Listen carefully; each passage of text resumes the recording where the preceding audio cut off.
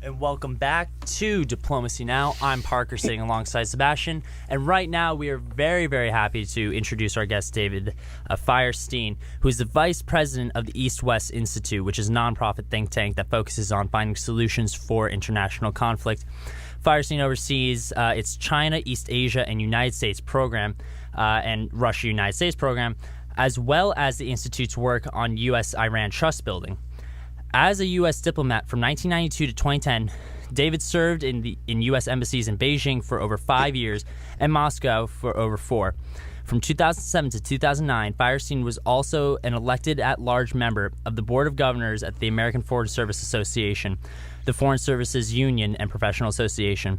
David Firestein speaks near native-level Chinese and fluent Russian, and is the author and co-author of 3 books on China, including 2 China-published bestsellers, Pacific Reflections, Essays on Chinese and American Society and Culture, and Here and There, 81 Conversations about China and America. In 1997, the Beijing Youth Daily described David Firestein as arguably the most influential American in China with respect to how the Chinese view the United States. And we also want to thank Tenyao Michelle for bringing David in today, and we're very happy to have him here with us. So if you would like to take it away, we'd love to hear about it. Sure. Welcome. Welcome here, David. Thank you. It's an honor to be here at WRGW. I'm really privileged to have this opportunity. Thank you. So let's go into the discussion. So as you know, in Diplomacy Now, we talk a lot about foreign policy decisions national leaders make every day. So with the coming up of the 2016 U.S. presidential election, what role do you see foreign policy issues play in this campaign? And do you think it has a significant role in this campaign, and how will it compare to past campaigns? Well, it's a great question.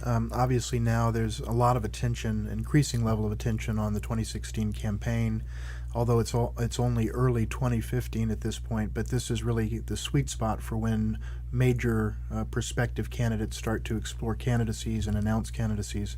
So we're really getting into it, and I think this question of the role of foreign policy and diplomacy as an issue in the presidential campaign is very timely, and it's a really interesting topic. Historically, the conventional wisdom has been that foreign policy tends to play a fairly minor and unimportant role in presidential campaigns. That basically what really is at issue for the average American voter is sort of issues that hit closer to home in terms of the economy, in terms of jobs, education, and things that really affect average people on a day-to-day basis. I sense that 2016 is going to be a little different than past elections with respect to this issue, because if you and there are 2 reasons for that. If you look around the world, I think it would be hard to find a time in recent history outside of a world war type scenario going back some decades where there has been such a tumultuous period in the world around sort of major areas of the world at a time of otherwise sort of general peace. So, for example, you've got very serious issues pertaining to Russia and Ukraine that are in the headlines every day. And, of course, Russia, for all the wrong reasons, is in the headlines again, even yesterday and today because of the death, the murder of an opposition leader there. You've got Iran and the ongoing nuclear discussions. You've got North Korea. You've got, obviously, the Islamic State, the questions of Iraq in Syria, which are interrelated, and as well as a number of other issues. So there are kind of a huge or disproportionate number of really high-profile foreign policy issues that are so dramatic in some ways that they're actually capturing the attention, I think, of the average American voter to a degree that is maybe above the norm relative to past elections. So that's one reason why I think that 2016 is going to be a little different than past elections.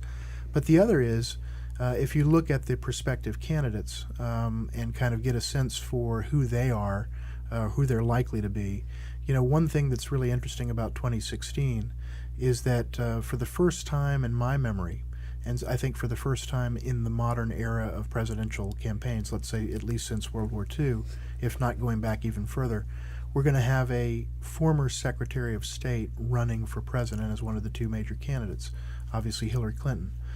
who I believe and most people believe will run and will win the nomination and be a very formidable candidate. So, when you have a former Secretary of State running for president, I think it's logical to assume that foreign policy issues will probably play a more outsized role in the campaign than would be the case if, for example, you had two governors running against each other. So for those reasons, I actually think that foreign policy is going to be significant. There are some huge issues out there that average people, the issues are so big that sort of average voters can't avoid them, and it's captivating the attention of the American electorate. And one of the candidates is someone who's done diplomacy for 4 years at the highest level. And for those reasons, I think we're going to see an unusual emphasis on foreign policy, at least relative to years past. Yeah, I totally agree with you. I think foreign policy issues are something that the president, especially the president of the United States, can't avoid in their everyday in the office. So I think it's really important for voters to vote for a candidate that has enough experience in foreign policy areas. So follow up with this question, what do you see, who do you see as the front-running figures at this point in the process, and how would you characterize their relative level of experience in foreign policy area? Well, I think on the Democratic side, it's very easy. I think it's very clear that Hillary Clinton is the front-running candidate. She's not technically a candidate. She hasn't declared. She hasn't declared even an exploratory committee. But the fact is, it's very clear that she's running. She will run. She will go through all the various steps that are associated with that. And she'll be, in my judgment, and the judgment of probably most Americans that follow politics, the nominee of the Democratic Party. On the other side of the ledger, it's a very different picture. Because actually the Republican primaries, if you will, the Republican nomination process is very open at this point. There are a number of names that are in the mix. In fact, I think by some counts there are about 24 different prominent Republicans that are, at least theoretically or on paper, credible candidates for president to one degree or another, who have expressed interest or are very interested or who have flirted with it or hinted at it and so forth and so on.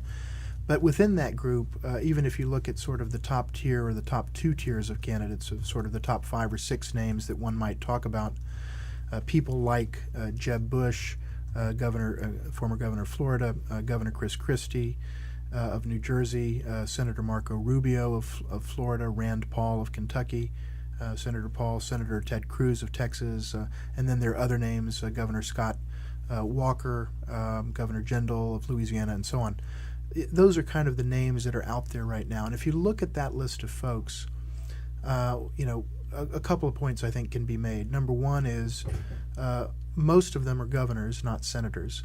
And so most of them don't have any federal service experience in the civil, at least in a civil sense, even for those who may have served in the military. So most of them have not really had to deal with foreign affairs in a serious and sustained way. At most, as governor, they've perhaps been involved in trade promotion, economic development for their state, trying to increase their state's exports to other parts of the world and so on. But that's a very small subset of foreign affairs generally. It's important, but it's really not comparable to issues like the Iranian nuclear negotiations, Russia, Ukraine, Crimea, China, maritime disputes, North Korea, and the whole list of other issues, Islamic State, and so on. So, the fact is, if you're talking about governors, which is probably the majority of top-tier candidates on the Republican side, these are folks that, by definition, don't have a lot of foreign policy experience, and particularly when you compare them to the presumptive Democratic nominee, Hillary Clinton, there's an enormous gap there. Now, there are a couple of senators in the mix, as I mentioned, and probably the leading senator on the Republican side, seemingly at this time, is Marco Rubio of Florida.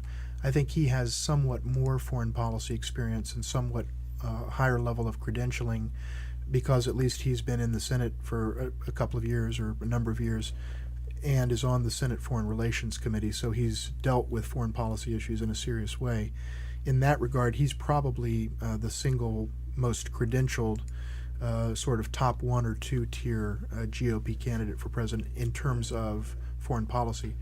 And then, of course, there's Jeb Bush, the former governor of Florida, again, a former governor, not someone who's really dealt in depth on foreign policy issues, but someone who I think is going to be making an effort to kind of bone up on foreign policy as we go forward. But the basic point I would make is, if you look at the likely scenario of Hillary Clinton emerging as the Democratic nominee, and one of the types of folks that I've mentioned, in perhaps even names that I haven't mentioned, but in that category, there's no one that has very substantial credentials on foreign policy relative to their Democratic opponent.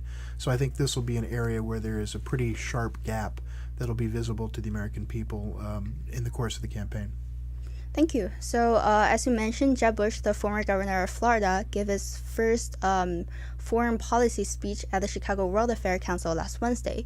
And in his speech, he touched on various issues like Israel and Iran, reset on Cuba, counterterrorism, relationship with the allies, and the 6 principles he thinks that will help America regain its global leadership, and so on. So with this speech covered like many issues, so I was wondering, what do you make of his speech? Well, first of all, the speech got a lot of attention, as well it should. The governor, former Governor Bush himself, noted at the outset that he was surprised at how many people came to listen. But obviously he is probably the front-running candidate on the Republican side right now. And this really was his first speech, as far as I can tell, as a presumptive presidential candidate. That's kind of a national level speech. And it's certainly his first speech as a presumptive candidate on the topic of foreign policy. So it did get a lot of attention. I have a couple of observations about it. One is, it was kind of the tone-setting or scene-setting speech that you would expect from someone who has not been deeply immersed in foreign policy, but who realizes he's going to need to kind of carve out a foreign policy identity or set of positions as part of his presumptive campaign for president. He has not officially declared, but he's created an exploratory committee, and obviously I think will certainly declare soon. So he realizes that, having been governor, he's got a record on domestic policy, whether it's with respect to education, whether it's with respect to taxes, to the environment, to various other issues, economic development. But with respect to foreign policy, he knows that he needs to stake out some positions, and that's what he's trying to do. One of the things that I think was clear, if you looked at the speech and also the questions and answers that occurred afterwards, was that both the speech itself and his responses to some of the questions made it clear that he doesn't have a lot of depth on foreign policy at this time, and I think he himself has acknowledged that. In fact, he acknowledged it in the context of at least one of the responses to the questions that was asked, where he said, "Look, I don't have all the details. I haven't been following this, in great detail. But from what I understand, I think that it's A, B, C, or D." And that's an honest answer. It's a fair answer, but it's not the kind of answer that I think American voters are looking for from someone who would presume to be a leading candidate for president, or at least a leading nominee within his party to gain the nomination. So, I think that's the kind of thing that he's going to have to sharpen as he goes forward to give people a greater sense of confidence that he is now, in his capacity as a presumptive candidate, someone who's paying attention to these issues. He also laid out a kind of framework of 6 principles, which I think you mentioned. Things like getting America's economic house in order, standing by our allies, standing by principles. What I would say about that is it was okay. No major gaffes or anything like that. But at the same time, it's not something that's particularly memorable yet, at least relative to the kind of speeches that are often given by people in his position. So I think he's in the process of finding his voice and his identity on issues of foreign policy. And the Chicago speech was a significant first step. And although there have been mixed reviews, and some sort of see it as very positive, and others, including a columnist in the Washington Post, Dana Milbank, thought it was kind of full of gaffes, flaws, and problems, I think the reality is it was a fair start for him, but it also makes it clear that he's going to have to do, and will do, a lot of additional work to get up to speed on an enormously complex set of issues. that is a lot harder when you look at them up close than it is when you're kind of taking pot shots from the back row. And now that he's a serious candidate de facto for president, he's going to have to start sinking his teeth into these issues in a way that he hasn't had to up to now. And so I think I suspect he'll be getting some good feedback on the basis of the speech and sharpening his message as he goes forward. Thank you. Yes, I agree with you. And as I observed in his speech that, and also from the trend of the past presidential campaigns, it's very common for presidential candidates to criticize the incumbent administration in their campaigns, and Bush is no exception. So right in the beginning of his speech, he pointed out that the Obama administration is indecisive and inconsistent, and like he criticized that Obama administration left America less influential in the world, and like his retreat from Iraq actually gave rise to a regional terrorist groups. So to what extent will this next presidential election be a kind of referendum on President Obama's foreign policy decisions, and what is your take on the contours of the likely Republican critique? Well, it's a really good question, and I think a couple of different things in response. Number one, I think the election to a very significant degree will be a referendum on Obama in a general sense, as is often the case when you have a two-term president leaving. For example, George W. Bush a few years ago, and before that, Bill Clinton. So you had folks that had served 2 terms. The nation well understood what those presidents stood for and what they did, and had opinions about it, and to some degree that's always going to seep into that next election. So that's a general point. I think that partly for reasons that I mentioned at the outset, foreign policy is going to figure more prominently in this presidential campaign than it perhaps has in the past, at least in the last couple of decades. And I think that the fact is Obama has come under a lot of criticism, particularly from the Republican side, sometimes even from within the ranks of Democrats, for some of his foreign policy decisions and some of the foreign policy results that have occurred on, if you will, on his watch. So you mentioned the words that Governor Bush used in his speech, indecisive, inconsistent. These are the kind of themes that I think we hear coming out of Republican critiques of the president more generally. By the way, not just with respect to foreign policy, but also domestic policy. But if anything, we hear it more in reference to foreign policy because there are some very clear sort of issues and in some cases crises that people can point to kind of crystallize what they mean. A couple of examples, and I think this reflects what we will see in terms of Republican critiquing of the Obama administration's foreign policy record. And by the way, Secretary Clinton was a big Secretary of State Clinton, and now candidate Clinton was a big part of the Obama administration's foreign policy efforts because obviously she was his first Secretary of State. So all of this is highly relevant to her record as well. But take the case of Russia as an example.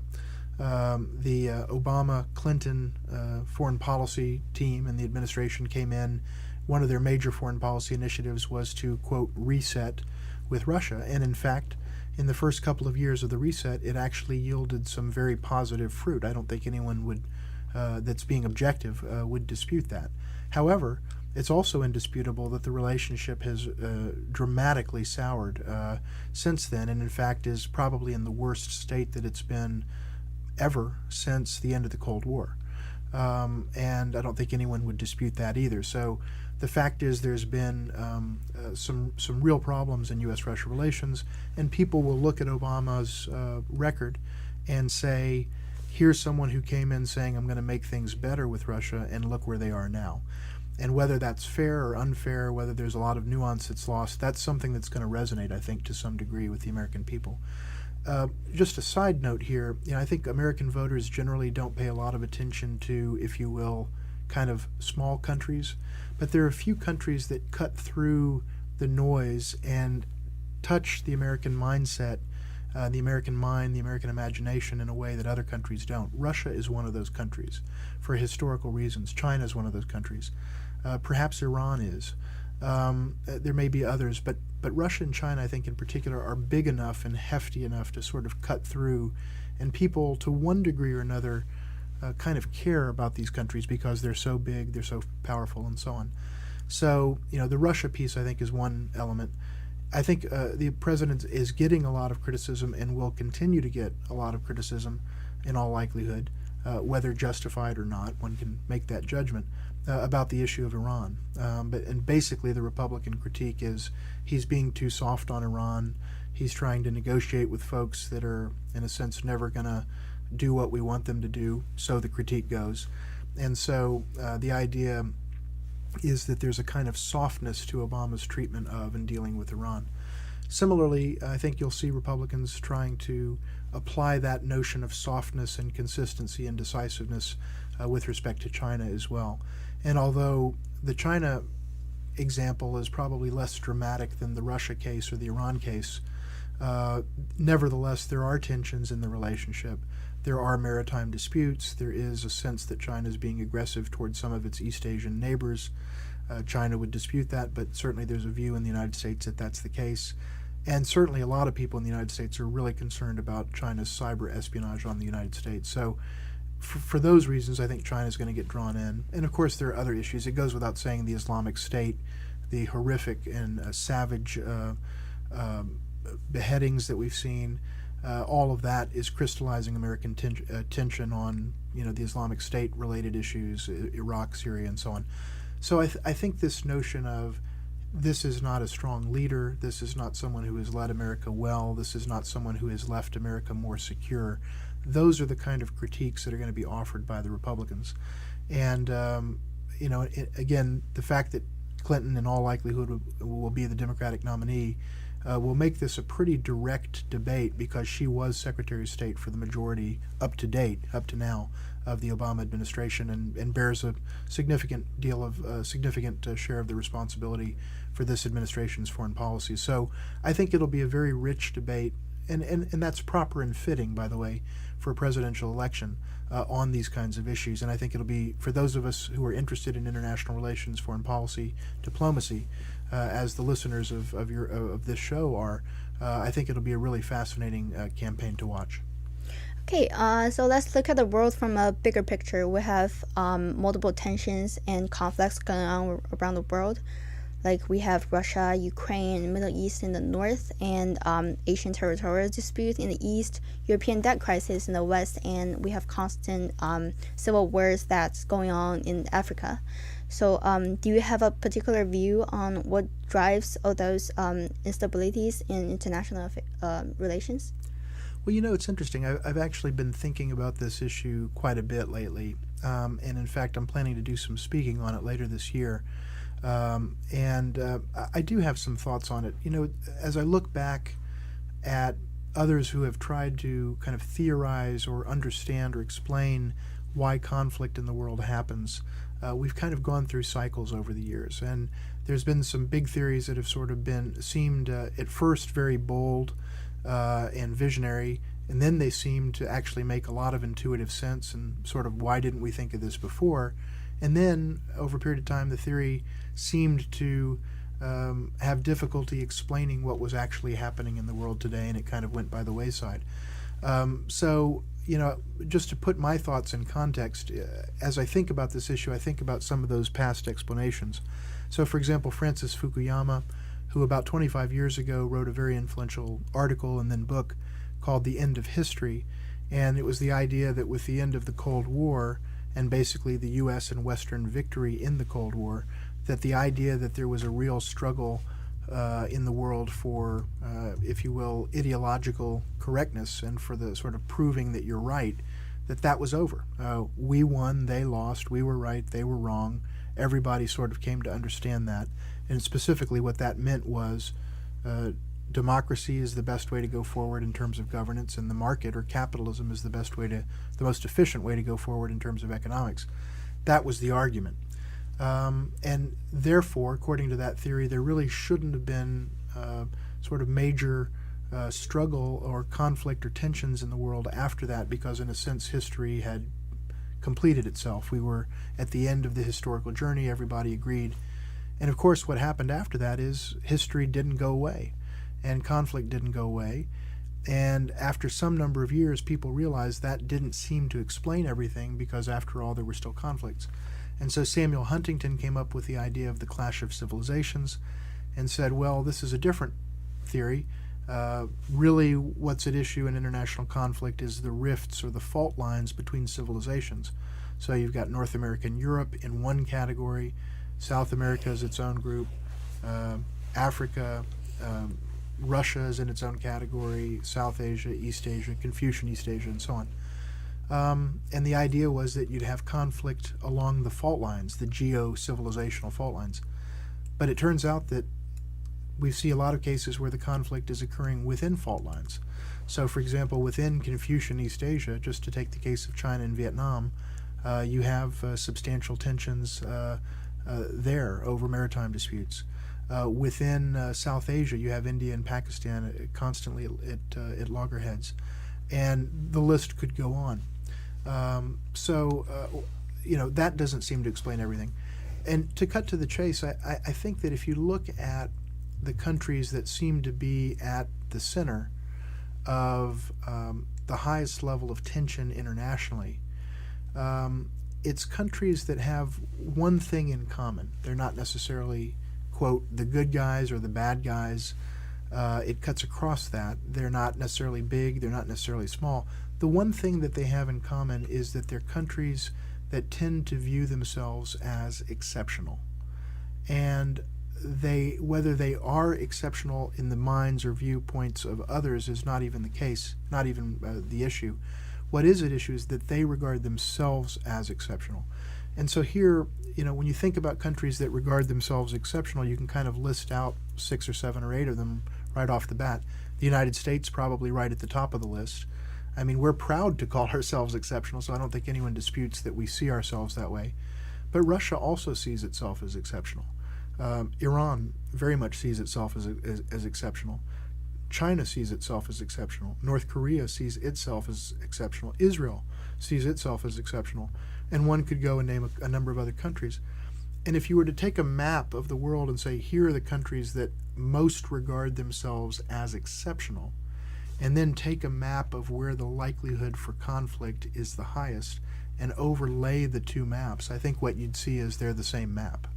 So my thesis, in short, is that there's a kind of clash of exceptionalisms that's occurring in the world today, and that we're seeing that to a greater and greater degree. It doesn't mean that there's open warfare in every case. In most cases, there's not. What it means is that there's a very high level of friction and tension, and a very real possibility, not necessarily probability, but a real possibility that these things could conflagrate into real conflict and to serious armed conflict. And it's issues like Iran, Israel, Iran, the United States. It's the whole question of Russia, Ukraine. It's the question of China dealing with Japan over the maritime issues in the East China Sea, China dealing with Vietnam and the Philippines. It's North Korea, which is kind of lives by its own rules. So this is what I'm exploring and researching, and I'll be doing a speech on this in Texas in April and talking about it in other venues later in the year. But to preview that, this is what I think is driving some of the tensions that we're seeing today. Yeah, I think the concept of, which you just mentioned, the clash of exceptionalism, actually really make a lot of sense when you apply it to nowadays international conflicts. And with that, we're going to shift the discussion to 2 of my fellow students. Yeah, perfect. And so love what you talked about with the exceptionalism and all that. But so I just want to kind of ask, personally, I'm just more of an economics guy. How do you see, especially, what's going on right now, if you can answer this really, with the global economic situation regarding the, deflation that's happening in Europe, and bringing that back? I mean, you're talking about, exceptionalism where you see all this conflict in the rift. Is there any overlay, if you do it, another map of any economic conflict that's happening in the region? Could that also play into the different power dynamics with all that? Well, I think it's a really good question, and I think the short answer to the question is it is a factor that's in the mix. I haven't thought about it systematically to sort of be able to answer whether, if you were to map it out, what that map would look like. But what I would say is, and I've said this before in the U.S.-China context, let me put it to you the way I've sometimes said it. If you're the United States and you're growing at an annualized rate of 3+% per year, and if your unemployment is, say, 4.6 or 4.7%, which represents the lowest in the modern era that we've seen in the United States, then from a position of economic strength, China looks one way. If you're growing at, well, if you're in recession, if you're not growing, on the other hand, and if your unemployment is over 10%, China looks very different. It looks a lot more menacing when your own economic circumstances are very difficult, as was the case in the United States in 2008, 2009, 2010, and even into 11 and 12. But certainly in those very tough years at the worst of the recession, I argue that it wasn't so much that, let's say, China had changed, although it maybe was doing some things differently, but it was as much or more the case that our own economic position had changed, and that colored our perception of threat. It made us feel more vulnerable. It made us feel that the threats that were out there loomed larger. It made us more concerned about things like the notion of people taking jobs away from us and so forth and so on. More sensitive to issues like intellectual property theft and so on. So that's one example in one bilateral relationship, but I think you could apply that basic construct more generally, going to your question. And so that's why I think there is a connection between the issue of how the world economy is performing and how individual economies are performing on the one hand, and perceptions of threat and perceptions of national well-being on the other. Those things, I think, do interface with each other in ways that are very dynamic. Okay, great. And I guess with that, we can wrap up that little section. Thank you, David, so much for coming on the show today. It's been great. Yeah, thank you. No, great. Thank you.